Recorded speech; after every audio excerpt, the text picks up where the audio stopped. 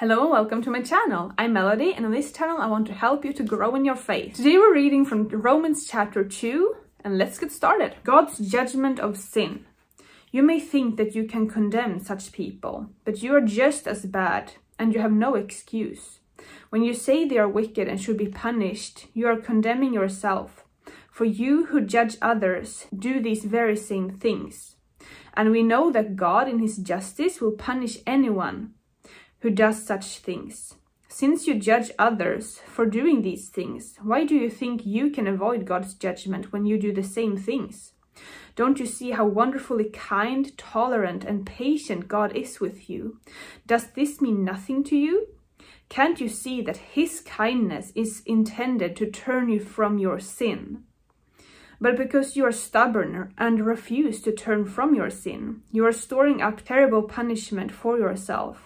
For a day of anger is coming when God's righteous judgment will be revealed.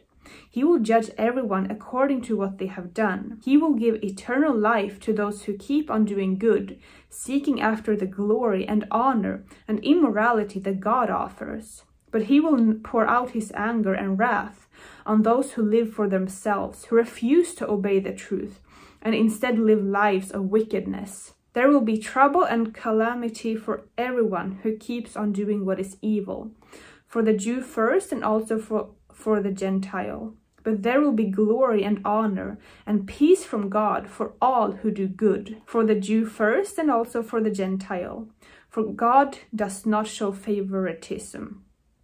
When the Gentiles sin, they will be destroyed, even though they never had God's written law. And the Jews who do have God's law will be judged by that law when they fail to obey it. For merely listening to the law doesn't make us right with God. It is obeying the law that makes us right in his sight. Even Gentiles who do not have God's written law show that they know his law when they instinctively obey it, even without having heard it. They demonstrate that God's law is written in their hearts, for their own conscience and thoughts either accuse them or tell them they are doing right. And this is the message I proclaim, that the day is coming when God, through Jesus Christ, will judge everyone's secret life. The Jews and the law. You who call yourselves Jews are relying on God's law, and you boast about your special relationship with him. You know what he wants. You know what is right because you have been taught his law. You are convinced that you are a guide for the blind and a light for people who are lost in darkness. You think you can instruct the ignorant and teach children the ways of God, for you are certain that God's law gives you complete knowledge and truth. Well then, if you teach others, why don't you teach yourself? You tell others not to steal, but do you steal? You say it is wrong to commit adultery, but do you commit adultery?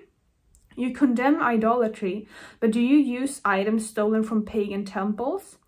You are so proud of knowing the law, but you dishonor God by breaking it. No wonder the scriptures say the Gentiles blaspheme the name of God because of you. The Jewish ceremony of circumcision has value only if you obey God's law.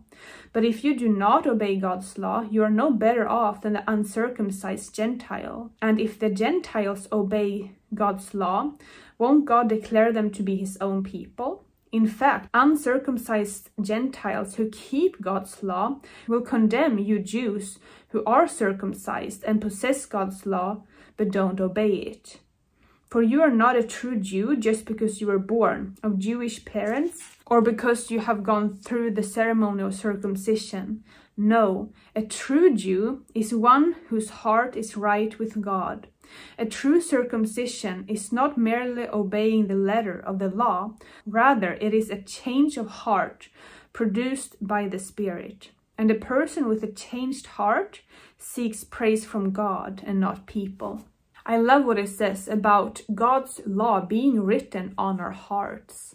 The Jews got the law, like physically, but even Gentiles, meaning all of us other people, have the law written in our hearts. It's our conscience. It's knowing right from wrong in some way, shape or form.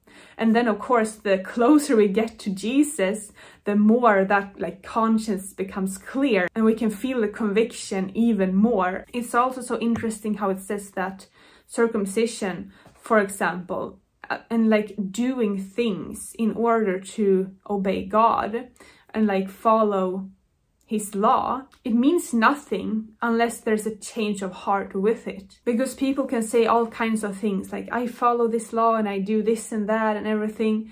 But if your heart's not in it, it means nothing for God, because he sees like why you do it. And he knows where your heart stands.